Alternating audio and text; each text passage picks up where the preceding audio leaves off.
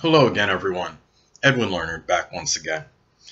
In this YouTube astrological segment, I'm going to be dissertating and talking about having Pisces on the 12th house cusp in a natal chart. Now, the first thing I look at as far as this placement are probable restrictions and limitations, and it's quite possible that this person may have difficulty showing real strong emotion or sensitivity or compassion, at least on the outside. Aries is often rising in these cases, and Aries is a sign that's very aggressive and assertive, and this person may have difficulty showing the passive or more submissive or timid side of the nature. And this is a person that really might show a lot of, having Aries rising in most cases, show a lot of courage and fortitude on the outside, but inwardly this person might be maybe a little bit more timid than he or she even possibly realizes, and those qualities may be expressed more in solitude as opposed to on the surface. Now, as far as secret sorrows may go, perhaps there's some kind of maybe secret despondency or sorrow, maybe connected with maybe responding maybe more in a strong emotional way, or being overly sensitive to a certain situation.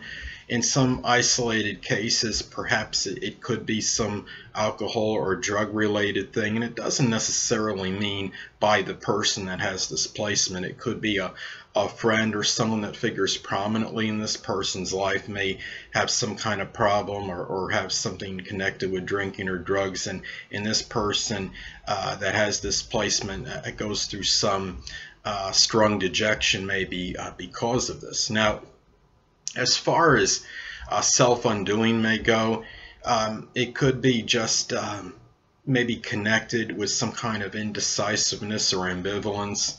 There might be maybe not being able to make up the mind over certain things, perhaps especially more in the, I guess we could say, in the private life of this person. In some isolated cases, it may be connected with something alcohol or drug related. It might be, there might be self-undoing, maybe overreacting to a certain situation. It may be, maybe the self-undoing comes through some kind of deception toward this person, where, for example, self-undoing may come through maybe putting trust in the wrong people, and maybe over-idealizing a person or thing, and thus maybe facing repercussions for it, and putting too much trust in the wrong sources or people or what have you. Now, as far as hidden adversaries or enemies go, in most cases it's not going to be somebody with the sun, moon, or ascendant in Pisces, but in some cases this could very well be true. But more it might be people that embody Pisces-like characteristics. It could be somebody that comes across as an idealist, somebody that seems very compassionate, empathetic person. It could be sensitive people. It could be people that are involved in like a Pisces-like profession, such as photography or working as a magician or illusionist. It could be somebody that's a fisherman and does some work on docks, perhaps connected with fish. It could even be people that work in a stronger, even maybe more stronger Pisces-like fields, such as mediums or psychics. That these people may be some kind of hidden enemy or adversary to the person that has this placement. Now, as far as the dreams and unconscious may go, this could be somebody that might be driven on a subconscious level, maybe to attain very strong spiritual heights or goals. It could be maybe the dreams are associated with doing something Pisces-like, such as photography, illusionist, working as a fisherman, somebody that's in special effects. It could be one of those fields that involve helping others less fortunate, such as the oppressed, the impoverished, the homeless, the people that are hungry, that don't have enough for subsistence.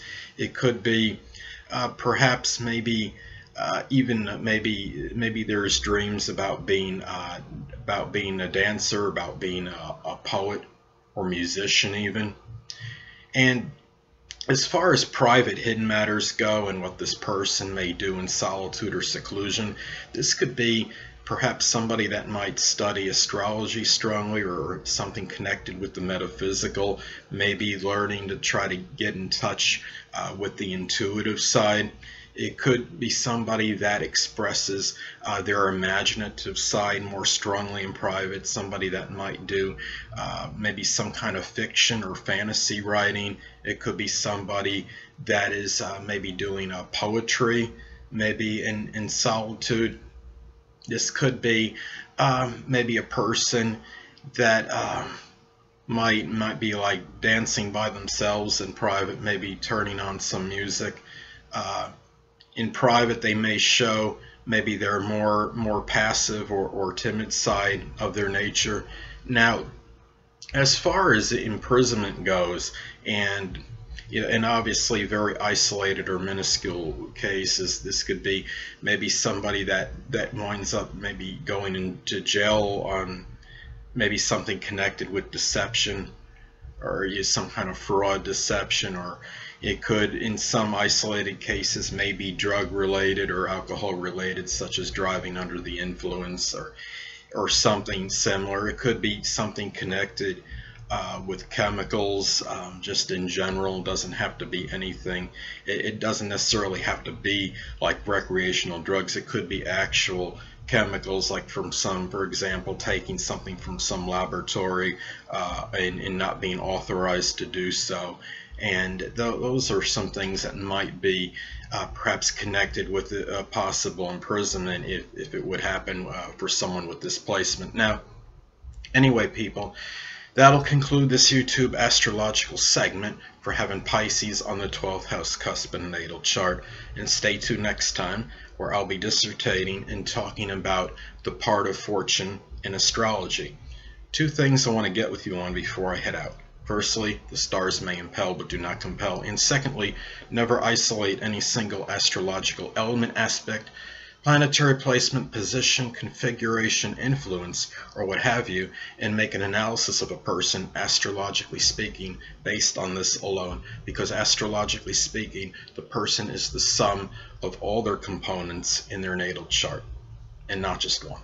Until next time, people, stay well.